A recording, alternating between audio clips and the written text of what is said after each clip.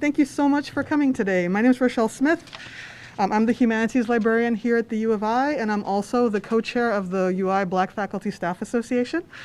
And it's my pleasure to welcome you to the opening of this exhibit, Black History at the University of Idaho, celebrating 50 years of the Black Student Union and Cultural Center, which is wonderful. You'll hear more about that in a second. Dr. Sidney Freeman, who's here today, and his interns partnered with the UI Library's Special Collections and Archives Department, as well as its Data and Digital Services Department, to mount this exhibit, which represents just a small part of the work that the UI Black History Research Lab is doing to record and celebrate Black excellence at the University of Idaho. As an alumna and a Vandal myself, this makes me really, really proud. And I could go on and on about how proud I am because I'm a very sentimental person, but that's not why you're here, so I'm not going to do that. Instead, I have the pleasure of introducing today's speakers, beginning with a message from the President of the United States, and the President of the University of Idaho, Scott Green.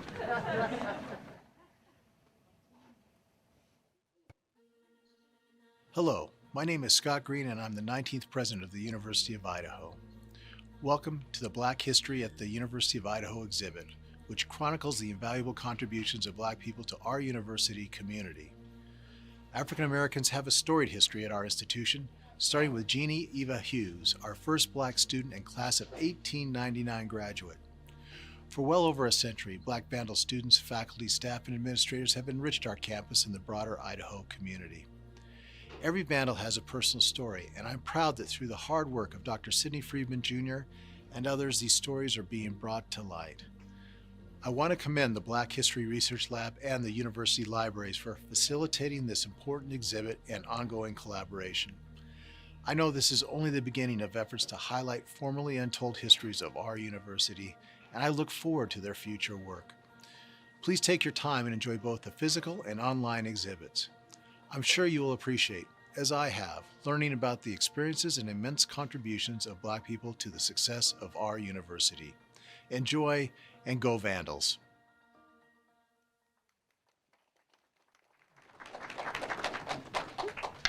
I think you're right. Next, I'd like to call up Ben Hunter, who is the Dean of the UI Libraries.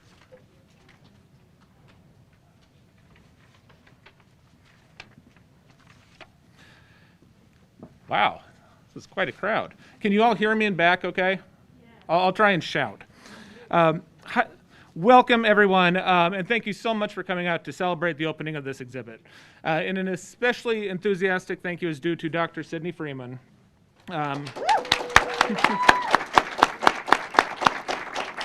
whose passionate, tireless, and visionary work with the Black History Research Lab has made all this happen. Also, a big thanks to Brody Gasper, Bailey Guyette, and Derek Higgins from the Black History Lab. And to the team from the library, Devin Becker, Courtney Burge, Kevin Dobbins, Sarah Svobody, Olivia Weichel, and Clyde Zhu. And a big team, but this really is some truly impressive work. I also want to thank Rochelle Smith, Jan Johnson, and Clyde Zhu for organizing the African American Read-In, which starts at 1 p.m. today. So all of us are here because we know how important and overdue this research is, that it gets done and these stories get told. And I'd like to take just a few seconds of your time to contextualize this for why this is important for those of us who work in libraries. You see, in recent years, many of us who work in libraries have come to a realization, and that is that for all our talk about libraries being neutral, about providing equal access to all points of view, we weren't always doing a great job of that. We weren't always doing those things very well, and we could and should do a lot better, So as we welcome this exhibit, we have the opportunity to reflect on the way Black lives, stories, and works, as well as those of other marginalized communities, have been historically disrespected or excluded from collections and archives. Our collections and the way we present them mirrors a society that was and is absolutely not equal or neutral, and that does not provide equal access to all stories and histories. The U of I Library is committed to taking action to work for change within our sphere of influence. One powerful way that we can work for change is right in front of you. The Black History Lab partnered with our library team and conducted original research to bring forth stories and perspectives that I can say as a third-generation Vandal, I didn't know. And now I do, and I'm so grateful that I do. Now this research is part of our library's collections, part of our archives, part of our university story. These stories deepen and enrich all of our understanding of what it means to be part of the University of Idaho community and are preserved for future generations. We are so grateful to Dr. Freeman and the Black History Lab for their work so far, and we are all excited to see what comes next.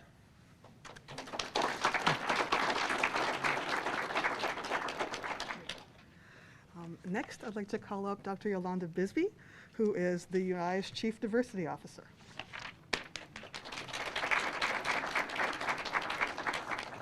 So everybody's always so formal in the preparation of their notes, and then I get hearing their stories and I think, well, I'm just gonna go off script, and that gets me in trouble. But I just wanted to point out, first let me say thank you everybody for joining us here for Black Excellence and Black History here at the library.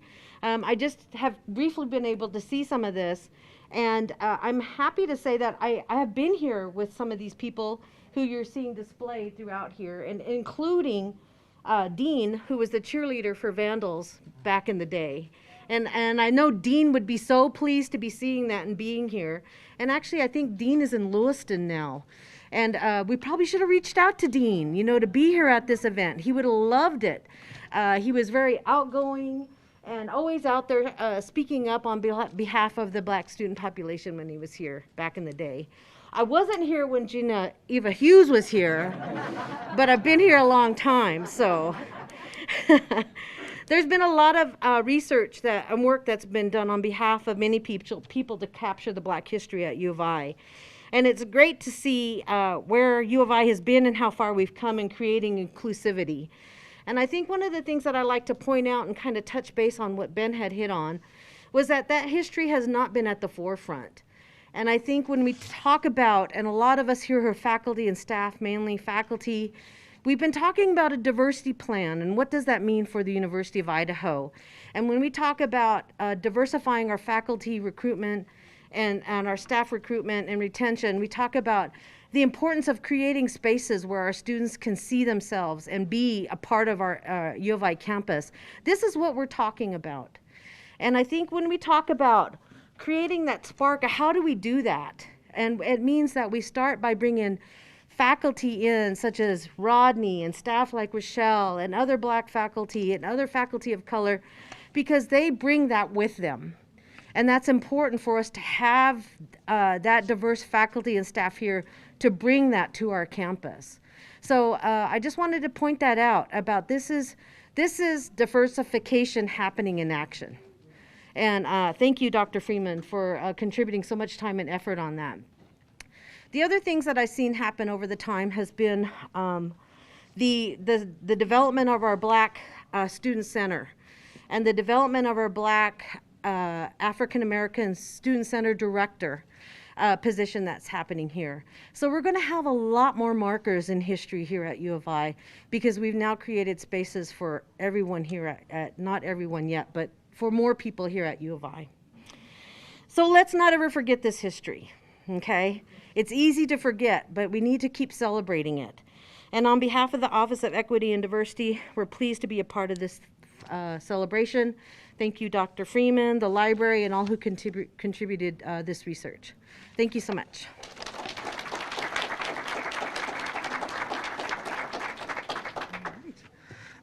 Well, in keeping with that, I'd like to next invite up the director of the UI Black Student Center, Mario Pyle. Keeping in mind, we've had a Black Student Union for over 50 years at this point, which is amazing. We've only just now gotten a space, and I'm so delighted to welcome you here.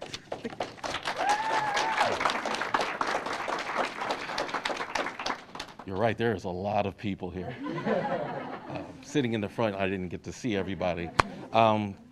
First of all, thank you, Dr. Freeman. Thank you to the library and everyone, to the president for making this possible.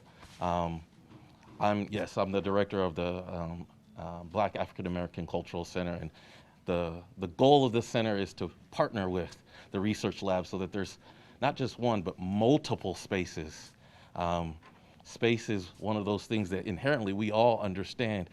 We have a space. Some men have their den that no one can go in. Some people have a place you go to hike.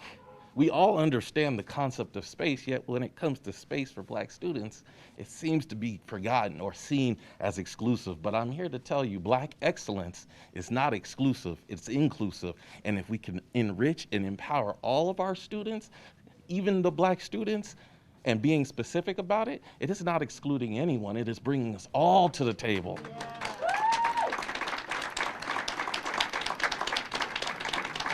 It gives us all the ability to reach that greatness that's within inside of us and not feeling bad when you reach for it. So I thank Dr. Freeman for putting this together, for advocating for the center and for my position. And I hope to be someone who here can help propel us to the future and to continue to capture those stories as we're capturing them, highlighting them at the exact same time. Thank you, and I look forward to working with everybody as we move forward together.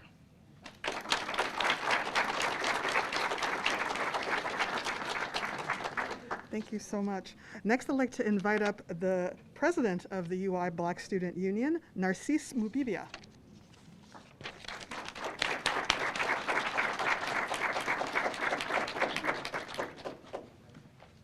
Oh, wow. Yeah, hello everyone. First of all, I would like to thank Dr. Freeman too for putting all of this together, and the Black History Research Lab and everybody who actually contributed to put this together. I would like to thank everybody for that. And today I just wanted to just highlight the achievements that these 50 years of the Black Student Union here at the university, what it has been for us. And the Black Student Union is a place where everybody is welcome, so having that space really helps a lot of people. And with that 50 years, 48 years, the Black Student Union didn't have a place to be. And just last year, with the help of Alphonse Crittenden, we were able to apply and get approved for a space where people can get together and people can socialize and know that their voices matter. So that was a great achievement from that place.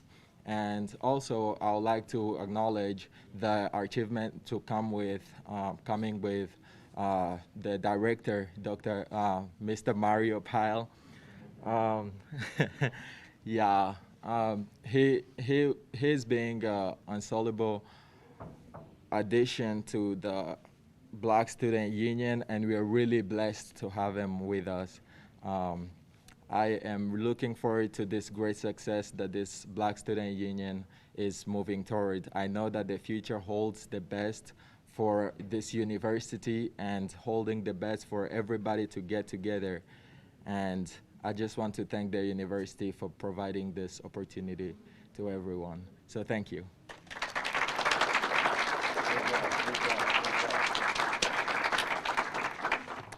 So good. Next, I'd like to invite up the chair of the University of Idaho History Department, Dr. Rebecca Schofield.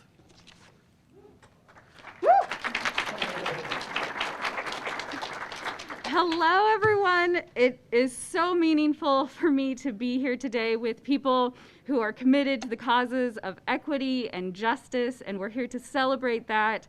And as the department chair for the Department of History, we just couldn't be more proud to have contributed, even in a small way, to the work that's being done. It's incredibly vital work. We're so grateful for the opportunities provided to our students to get real life history experience out there doing the work, creating this exhibit.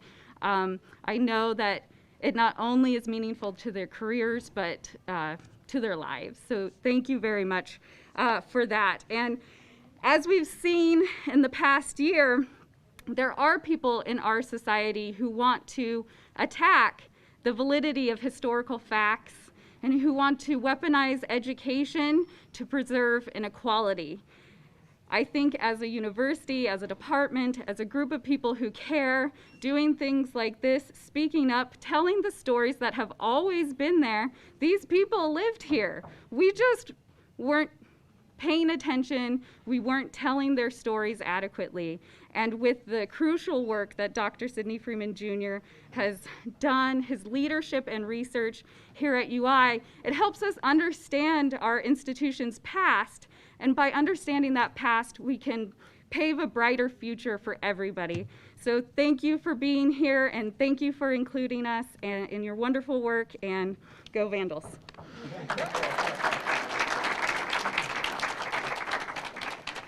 Okay. Next, I would like to invite up the UI Associate Athletics Director, Matt Martin. Come on up.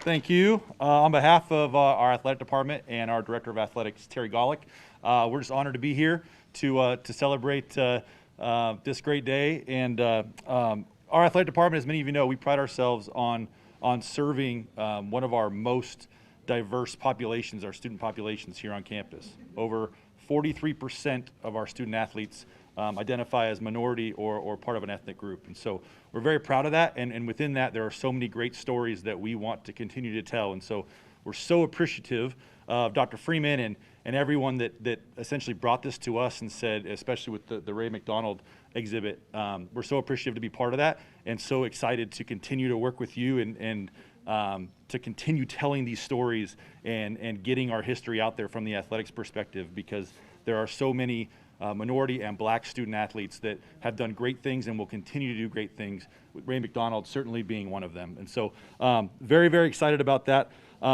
As we look across our athletic history at this institution, Ray McDonald's probably one of the premier student athletes we've ever had. He was a two-time All-American in football, two-time All-American in track and field, a phenomenal student, and was the 13th overall pick in the NFL draft. As you explore this exhibit, if you have already or plan to, his experience here was important, but his experience after Idaho was also very important. And it's something that should resonate with all of us, is that as we continue to put people out and to tell these stories that come here, how important he was to everything that we are about here. And Ray, as well as all of our black student athletes throughout our history, have really paved the way for the traditions and the excellence that we get to enjoy today, and pave the way for the inclusiveness that we are continuing to build every single day. And so we're proud to be part of it. Thank you so much. And I'm excited to work with you all more to continue to tell some of these stories. And go Vandals. Thank you so much to all of our wonderful speakers so far. And now at last we get to hear from the man himself. I'm so pleased to introduce Dr. Sidney Freeman Jr.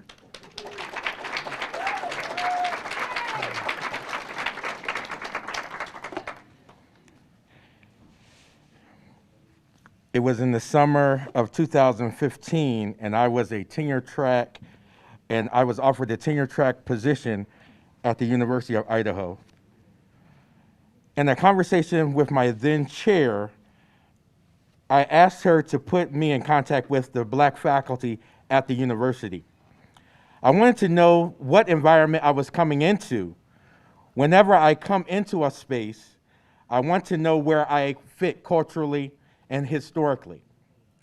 So after 3 years of being on campus and earning tenure, I launched a partnership with the history department to investigate the history of the contributions of blacks at the University of Idaho. I have worked with over half a dozen students that have assisted this work, namely Bailey Guyette, Derek Higgins, and Brody Gasper. In the close to half of a decade of doing this work, we have learned a lot. I have been asked, has the University of Idaho had enough blacks contribute to the institution to warrant such a study? This and other comments have helped me to develop my framework of black transformation.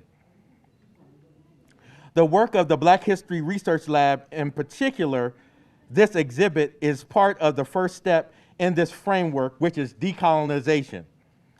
We have to decolonize the history of the university so that it is inclusive of the black experience. What we are sharing today is not just black history, but should be a part of the central narrative of the institution's history. The Black students at the University of Idaho have also engaged in the second step of the model of Black transformation, as the UI's Black Student Union has used abolitionist tactics over the last 50 years to dismantle racist practices. For instance, in 1974, 18 Black Student Union members confronted President Hartung about the, quote, racist nature of the white administration, end quote, after a leader on campus wore a Ku Klux Klan robe and passed by the same area where the Black Student Union was hosting their meetings. The Black Student Union continues in that tradition when they participate in protests for Black lives, as they have done in recent years. The third step in my model of Black transformation is revolution, which is engaging in changing the fundamental ways of knowing, being, and operating. A revolution started in 1968 when Joseph Tasby, a Black student, led 2 petitions to have a Black history course taught at the university. His work was not in vain. Because during the 1970 school year, the initial Black history course was offered. That revolutionary idea was the precursor to what is now the Africana Studies program, launched exactly 50 years later from the date of Tasby's petitions. I believe historically and contemporarily, why Black people have had to engage in decolonial, abolitionist, and revolutionary approaches are because some are afraid of Black liberation. That meaning being free and liberated from all forms, but particularly psychological oppression and captivity. On the Idaho House floor on this past January 28th, President Green called out, quote, conflict entrepreneurs who make their living sowing fear and doubt around issues of race. Creating a Black Faculty and Staff Association and Black Lives Matter speaker series in a time of anti-Blackness and racial misinformation are liberatory acts that will forever be a part of the University of Idaho's history. And as I close, I recognize transformation happens over time, and telling the true and accurate history of Blacks at the University of Idaho is paramount. I am clear that a Black history exhibit is just the beginning. So I am hopeful and elated we have put down roots to address the final step of the Black transformation model, and that is sovereignty. We have done this through the reestablishment of the Black Cultural Center, now known as the Black Student Center, and hiring a director to lead it, and the creation of the Black History Research Lab. So to the person who still might ask, has the University of Idaho had enough Blacks contribute to the institution to warrant such a study? Tell them yes. And we are laying the infrastructure so that our history will never be forgotten. Thank you.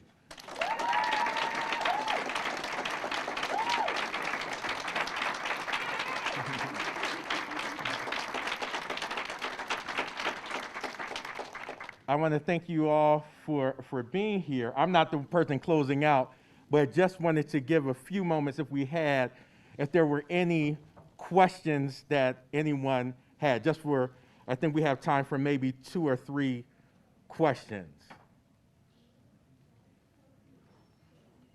Any questions about the exhibit, how it started, or anything like that? Yes.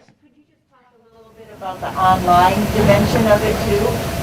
Yes, definitely. So the online dimension was a partnership with the libraries. I want to shout out CDIL for their work, the Digital Inquiry. The Center for Digital Inquiry and Learning. Center for Digital Inquiry and Learning.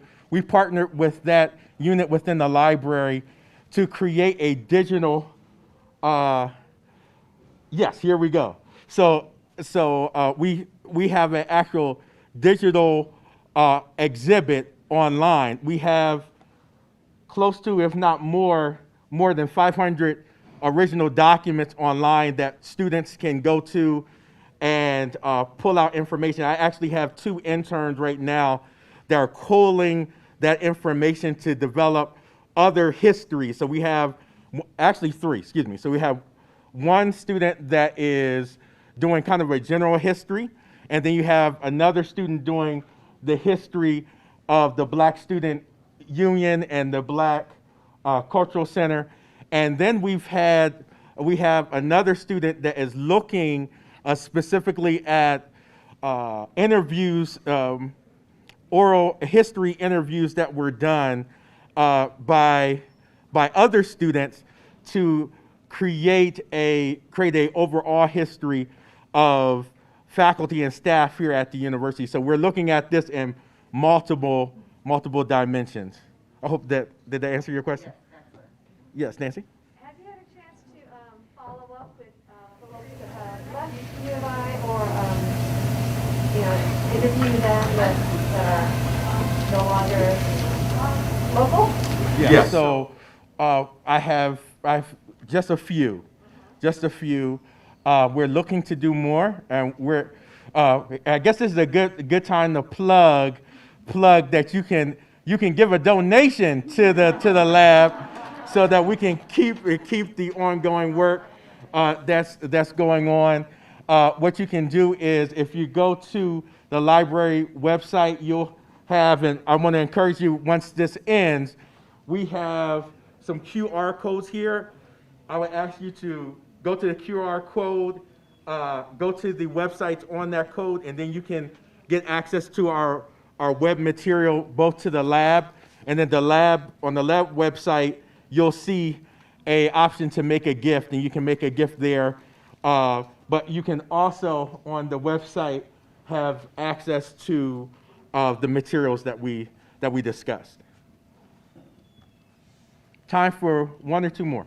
Yes. I'm just wondering, is there a story that you came across in your work so far that either really surprised you or really delighted you or really left an impression on you? Yes. So I think the biggest thing was I had worked with the longtime BSU, or Black Student Union advisor, Jessica Samuels, and we had several conversations about the history of the Black Student Union, and so she had done some of her own personal research, and found out, like, oh, Sydney, there's the Black Student Union has been in existence for 50 years, right? But in addition to that, I had another student. I had a student, Derek, who found out the information on the Black Cultural Center space. What was so great about that information was that, and I think this is a part of the story that should be told. So I think it was the summer of 2020 is when the Black Lives Matter protests really took off, particularly around the death and murder of George Floyd. And so I began having conversations with the chief diversity officer and the president about ways in which we can ensure that our black students and faculty and staff, everyone felt safe and secure here. And so I came up with, sometimes when you go to people like presidents and stuff like that, you need to, go in with just a couple points. You don't go with all 10. So I had three points. It was space, staff, and scholarships. So a space was, we needed to have a Black Cultural Center space, and what I argued was that we are reestablishing a space. This was already here, so that was an easier ask than trying to say that, let's start something from the ground up. This is a part of our history. Then the other argument was staff, because the challenge with BSU and even having the space was that there wasn't, because students, they come and they go to school and then they leave. What happens is there's not any consistency. There's not a person that's kind of making sure that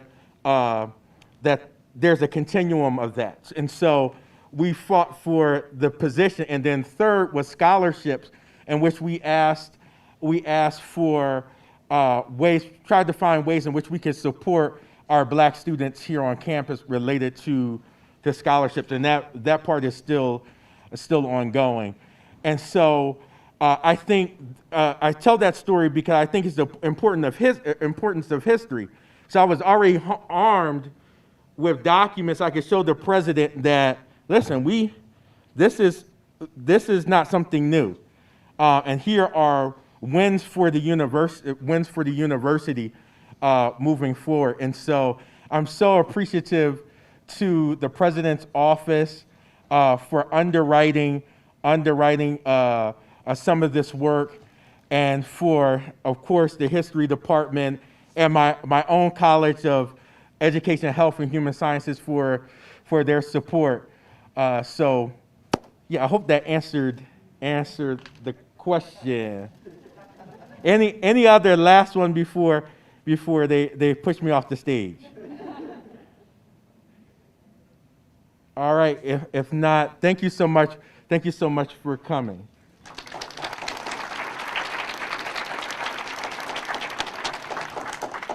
Thanks so much, Dr. Freeman, and thank you to all of our speakers. This has really been a wonderful event. In closing, I would just like to note that funding and support for this project were provided by Dean Hunter and the University of Idaho Library, the Presidential Fund on Diversity, Equity, and Inclusion Grant Program, the University of Idaho History Department, and the College of Education, Health, and Human Sciences. And I'd also like to thank our campus contributors, Matt Martin, Matt Fox Amato, and U of I Creative Services.